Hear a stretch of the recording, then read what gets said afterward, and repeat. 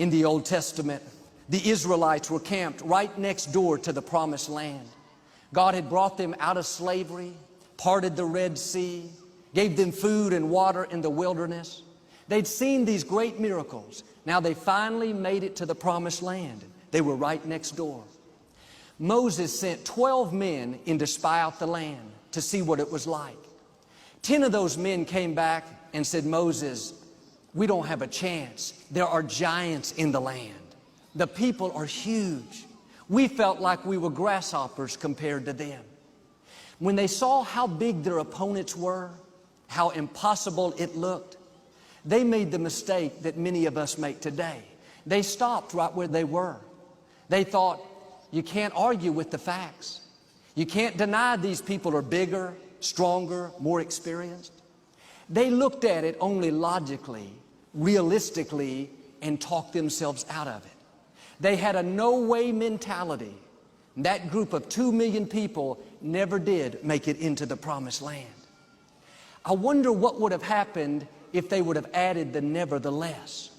What if the spies would have come back and said, "Moses, the people are huge. There are giants in the land. It looks impossible. Nevertheless, we are well able.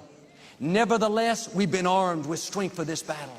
Nevertheless, the forces that are for us are greater than the forces that are against us."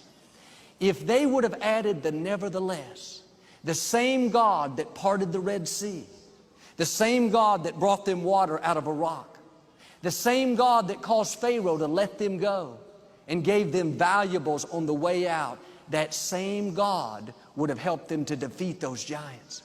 Instead of wandering around in the desert for those 40 years, they would have lived in the Promised Land for 40 years. Friends, don't let a no-way mentality keep you from God's best. It may look impossible. I'm not asking you to deny it. Just add the nevertheless. These enemies look huge. Nevertheless, me and God are a majority. This sickness looks permanent. Nevertheless, it's only temporary. The number of my days God will fulfill. I don't see how I could ever get out of debt in the natural. Nevertheless, explosive blessings are chasing me down.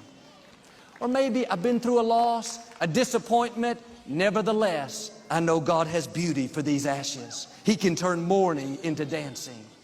Don't be a no-way person. Be a nevertheless person. This means you choose to believe even when the odds are against you.